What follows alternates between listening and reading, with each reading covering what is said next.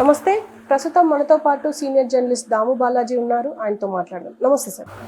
Sir, deputy CM Telangana deputy CM బట్టి విక్రమార్క ఆయన స్టాఫ్ని పోలీసులు కొట్టారని, అంటే వాళ్ళ పైన దాడి చేశారు, ఏకంగా సిఎస్ పైన దాడి చేశారు అని చెప్పేసి వార్తలు వస్తున్నాయి. అసలు ఏంటి సార్? నిన్న బట్టి జనజాతర జరిగింది కదా తుక్కుగూడలో.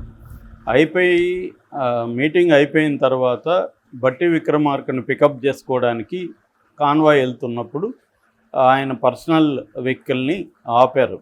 అక్కడ సిపి ఉన్నాడు, రాచకొండ సిపి తరుణ్ జోషి. ఆయన డ్రైవర్ని కొట్టాడనేది ఇప్పుడు వార్త. నిజానికి డ్రైవర్ని ఆపినప్పుడు డ్రైవర్ మాకు డయాస్ పాస్ కూడా ఉందని చూపించాడు.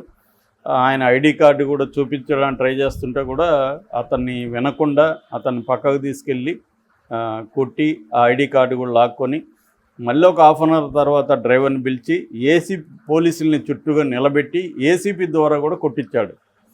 దీన్ని వీడియో తీస్తుంటే అతన్ని సెల్ ఫోన్ లాక్కొని అతని మీద కూడా దౌర్జన్యం చేశారు. అయినా కూడా ఇంకెవరో వీడియో తీశారు, ఆ వీడియో బయటకు వచ్చింది.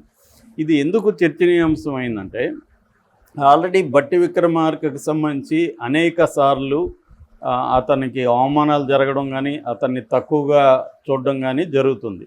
మనకి ఆ మధ్య వాళ్ళు ఒక పూజ చేస్తున్నప్పుడు యాదాద్రిలో అక్కడ ఆయన చిన్నపేట మీద కూర్చోవడం, ఇటు పొంగులేటి కానీ కొండా సురేఖ కానీ వాళ్ళంతా పెద్దపేటలు వేసుకొని కూర్చోవడం, రేవంత్ రెడ్డి వాళ్ళు, ఈయనేమో కింద కూర్చోవడం. అంటే క్లియర్గా పెద్దరెడ్లు దళితులు ఎలా ఉంటారు బయట, అలాగే అక్కడ కూడా ఉండడం. నిజానికి ఈయన ఉప ముఖ్యమంత్రి, ఈయనకి పెద్దపేట ఉండాలి, రేవంత్ రెడ్డి తర్వాత ఈయనకి ఇంపార్టెన్స్ ఉండాలి ప్రోటోకాల్ ప్రకారం అయితే. కానీ ఇది దళితులు అనేసరికి అధికారంలో ఉన్నా కూడా పేరుకి అధికారంలో ఇవ్వాలి కాబట్టి వాళ్ళు ఇస్తున్నారు తప్ప నిజంగా దళితులకి ఇంపార్టెన్స్ ఇస్తున్నారా, వాళ్ళకి ఇవ్వాల్సిన పదవిని బట్టి ఇచ్చే గౌరవం ఇస్తున్నారా, లేకపోతే కులాన్ని బట్టి ఇస్తున్నారా అనేది ఇవాళ పెద్ద చర్చ. చాలా చోట్ల మనకి ఇదే కనబడుతుంది. పేరుకి వాళ్ళకి ఇవ్వాలి కాబట్టి స్త్రీల విషయంలో కూడా ఇదే కనబడుతుంది. చాలా ఇప్పుడు 50% కింది స్థాయిలో స్త్రీలు ఉన్నారు పేరుకి. కానీ చాలా చోట్ల చూస్తే వాళ్ళ బ్రదరో, వాళ్ళ హస్బెండో, వాళ్ళ ఇంకొకడో మేల్ పర్సనే డీల్ చేస్తున్నారు. అంటే డిఫాక్టో సర్పంచ్ మేల్ పర్సనే ఉంటాడు. ఈమె ఊరికే సంతకాల కోసం ఎప్పుడైనా అవసరమైనప్పుడు తీసుకెళ్ళి ప్రదర్శన కోసం పెడుతున్నారు తప్ప ఆమెకు ఇంపార్టెన్స్ ఇవ్వడం లేదు. అట్లాగే దళితుల విషయం కూడా అంతే. దళితుల విషయం కింది స్థాయిలో ఉన్నప్పుడు అక్కడున్న రెడ్డో ఇంకొకడో చేస్తున్నారు.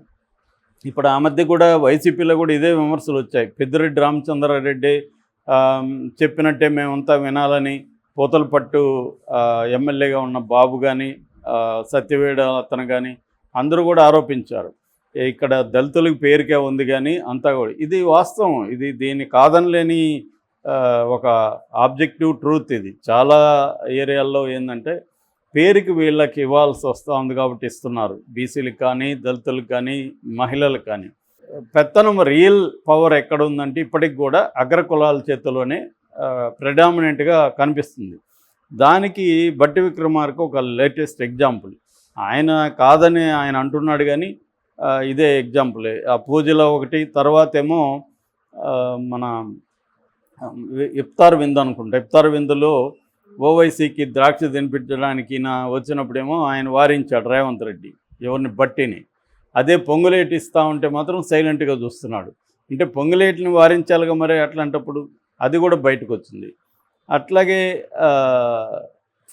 లేటెస్ట్గా జనజాతరకు సంబంధించిన ఫోటో ఒక యాడ్ వచ్చినప్పుడు ఆ యాడ్లో రేవంత్ రెడ్డి ఫోటో పెద్దగా ఉంది, పొంగులేటి పెద్దగా ఉంది, బట్టిదేమో ఎక్కడో మూల చిన్నగా ఉంది. అది కూడా ఇప్పుడు వైరల్ అయింది. అంటే నిజానికి ప్రోటోకాల్ ప్రకారం రేవంత్ రెడ్డి తర్వాత అది పెద్దగా ఉండాలి, పొంగులేటిది ఎందుకు పెద్దగా ఉంది అన్న చర్చ వస్తుంది. ఇది చాలామందికి సిల్లీగా అనిపించవచ్చు. మామూలుగా అయితే దీన్ని ఎవడు పట్టించుకోడు. కానీ ఇక్కడ ఏం జరుగుతుందంటే వరుసగా జరుగుతున్నప్పుడు ప్రతిదీ గమనిస్తారు జనం. సో ప్రతిదీ చర్చకు వస్తుంది. అలాగా ఇప్పుడు ఒక సాక్షాత్తు తరుణ్ జోషి బట్టి విక్రమార్క డ్రైవర్ని ఇలా కొట్టాడంటే ఆయన కొట్టడం మళ్ళీ కొట్టించడం అంత కసి ఎందుకు అతని మీద? ఒకవేళ తప్పు చేశాడు, తప్పు చేస్తే నువ్వు లీగల్గా చేసే పని చేయాలి తప్ప. అంటే ఇక్కడ 2 యాంగిల్స్ ఉన్నాయి. ఒకటి బట్టి దళిత ఇది కాబట్టి అతను ఏం చేసినా ఏం పీక్కోలేడు అన్న ఒక ఇది ఇతనికి ఉండాలి. ఇది ఒక యాంగిల్. రెండో యాంగిల్ ఏంటంటే పోలీసుల దౌర్జన్యాల గురించి అనేకసార్లు వస్తూనే ఉన్నాయి. ఆ మధ్య హైకోర్టు కూడా మందలించింది. పోలీసులకి కొంత పౌర హక్కులు, ప్రజలతో మెలిగే విధానం నేర్పించండి అని కూడా హైకోర్టు డీజీపీని ఆదేశించింది. ఈ మధ్యనే 1 మంత్ కూడా కాల. ఎవరో మహిళ వెళ్తే రూట్గా ప్రవర్తిస్తే ఆమె హైకోర్టుకి వెళ్ళింది. హైకోర్టుకి వెళ్ళినప్పుడు డీజీపీకి ఆదేశించింది హైకోర్టు.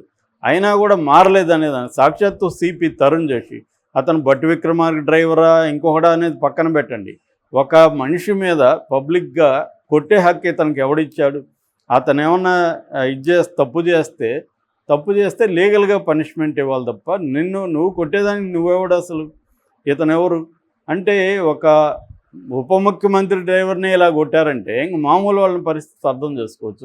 2 రోజులకు ముందే ప్రకాష్ అనే ఒక అబ్బాయిని ఎల్బీ నగర్లో అతను ఎవరో నన్ను టీచ్ చేస్తున్నారు సార్, నన్ను ఇబ్బంది పెడుతున్నారు రౌడీ బ్యాచ్ అని వెళ్ళి 2 కానిస్టేబుల్కి చెప్పుకుంటే వాళ్ళే ఇతను కొట్టారు. అతను ఇప్పుడు మళ్ళీ వాళ్ళిద్దరి మీద కంప్లైంట్ ఇచ్చాడు. ఇలాంటివి అనేకం జరుగుతున్నాయి పోలీసుల విషయంలో. అంటే ఏ గవర్నమెంట్లు మారినప్పటికి కూడా ఇవే జరుగుతున్నాయి. మనం చూస్తున్నాం ఇప్పుడు ఫోన్ ట్యాపింగ్ విషయంలో ఎంతమంది పోలీసులు ఎవరెవరిని పెద్ద పెద్ద వ్యాపారస్తులంతా బెదిరించి టార్చర్ చేసి వాళ్ళని కొట్టి వాళ్ళ దగ్గర డబ్బులు తీసుకొని వాళ్ళ ల్యాండ్స్ని ఆక్యుపై చేసుకొని ఇవన్నీ చేశారని కేసులు బయటకు వస్తున్నాయి. మరి రేవంత్ రెడ్డి ఏదో తను గొప్ప ప్రజాస్వామ్యానికి తెరలేపాను, ఒక అంధయుగాన్ని నుంచి నేను వెలుగు ప్రసరింపజేస్తున్నానని మాట్లాడుతున్నాడు. మరి ఇతని మీద ఇప్పటివరకు ఏం చర్య తీసుకున్నారనేది ఇప్పటివరకు రాలేదు. తరుణ్ జోషి మీద సాక్షాత్తు వాళ్ళ ఉప ముఖ్యమంత్రి డ్రైవర్ని పబ్లిక్గా అలా కొట్టి మళ్ళీ ఏసీపీ దగ్గర కొట్టించి చేశాడంటే ఈ తరుణ్ జోషి అనే వ్యక్తి మామూలు ప్రజల మీద ఇంకెంత దౌర్జన్యం చేస్తాడు? సో దీనికి సంబంధించి అతనికి పనిష్మెంట్ ఇవ్వాల్సిన అవసరం ఉందా లేదా? ఇప్పటివరకు ఏ రకమైన ఇది లేదు రేవంత్ రెడ్డి. అదే ఇతను ఒక పొంగులేటును ఇంకొక రెడ్డి వాళ్ళను చేయగలడా ఇలాగా? ఇక్కడ కూడా ఏంటంటే దళితుడు కాబట్టి ఇతను ఆల్రెడీ చెప్తున్నాడు కదా, నేను బట్టి ఉప ముఖ్యమంత్రి డ్రైవర్ని సార్, నా దగ్గర డయాస్ పాస్ ఉంది, నేను ఆయన పికప్ చేసుకొని రావాలని చెప్తున్నప్పుడు నీకు అంత ఇది ఉంటే వాళ్ళ పిఏకి ఫోన్ చేయాలి, బట్టి ఇట్లా రమ్మంటారా లేదా నాకు కనుక్కోవాలి. అది వదిలేసి అతని నేరం ఏం చేశాడు? అతని డ్యూటీ అతను చేస్తున్నాడు, పోయి పికప్ చేసుకోవాలి. కాబట్టి ఆ డ్యూటీ చేస్తే ఇతను తనని కొట్టడం అనేది ఎంత ఘోరం అనేది మనకు అర్థమవుతుంది. సో దీంట్లో ఏంటంటే ఒకటి బట్టి విక్రమార్కకి ముందు నుంచి కూడా ఒక అవమానాలు జరుగుతున్నాయి. అంటే ఇక్కడ ఏంటంటే కాంగ్రెస్ పార్టీ రేవంత్ రెడ్డికి ముఖ్యమంత్రి ఇవ్వాలని ఎప్పుడో డిసైడ్ అయిపోయింది. ఎప్పుడో కూడా ఆయనకి హామీ ఇచ్చేసింది, నీకే ముఖ్యమంత్రి, నువ్వు కానీ పార్టీని అధికారంలోకి తీసుకొస్తే నీకు మంచిదే, ఫైన్. కానీ అది చెప్పలేక ఓపెన్గా ఊరికే ఒక ఇదిలాగా ఈయన్ని కూడా పోస్టర్లలో పెట్టడం మొదలుపెట్టారు, దళిత ఉప ముఖ్యమంత్రి. సో వీళ్ళకి ఇవ్వాలి కాబట్టి దళిత ఉప ముఖ్యమంత్రి ఇచ్చారు తప్ప నిజంగా రాజ్యాధికారంలో భాగం చేయడం అంటే ఇది కాదు కదా. డెసిషన్ మేకింగ్లో భాగం అవ్వాలి. సో ఎవరైనా కూడా డెసిషన్ మేకింగ్లో భాగం అయితేనే వాళ్ళకి అధికారం ఉన్నట్టు, కానీ డెసిషన్ లేకుండా ఊరికే ఒక దాన్ని ఏమంటారు దిష్టి బొమ్మలాగా కూర్చోబెట్టి మొత్తం నిర్ణయాలు అన్నీ తీసుకొని కనీసం తనకి ఇవ్వాల్సిన గౌరవం ఎవరు ఇవ్వకుండా అయినా కూడా అతనేమో సమర్థించుకుంటూ ఉన్నాడు. ఎందుకంటే అతనికి ఆ పదవి రావడం గొప్ప విషయం కావచ్చు. సో దాన్ని సమర్థించుకుంటూ అతను ఉన్నాడు. కానీ ఇదంతా కూడా రాంగ్ సిగ్నల్ వెళ్తాయి ఖచ్చితంగా. రేవంత్ రెడ్డి కూడా దీన్ని ఆలోచించాలి. ఇది చిన్నవే పేరుకుపోయి మెల్లగెళ్ళేది. కేసీఆర్ మీద కూడా ఇలాగే జరిగింది గతంలో. అందుకే హరగోపాల్ ఒక ఇంటర్వ్యూలో అధికారంలోకి వచ్చినాక మా అపాయింట్మెంట్ కూడా ఇవ్వలేదు, నువ్వు కూడా అంతే అనేది కూడా ఆయన చెప్పాడు. లేదు సార్, నేను ఇవన్నీ మీ దగ్గర నుంచి నేర్చుకున్నాను, నేను ఫాలో అవుతాను చూడండి అని కూడా రేవంత్ రెడ్డి ఆ రోజు చెప్పాడు. సో ఇప్పుడు రేవంత్ రెడ్డి కూడా కేసీఆర్కి భిన్నంగా ఏమీ కనిపించలేదు. ఊరిక బిగినింగ్లో కొన్ని సింబాలిక్గా భిన్నంగా ఉన్నట్టుగా చేస్తున్నాడు తప్ప ఇన్ ఎసెన్స్లో డిఫరెన్స్ అనేది ఏమీ కనిపించట్లేదు. Okay sir, thank you.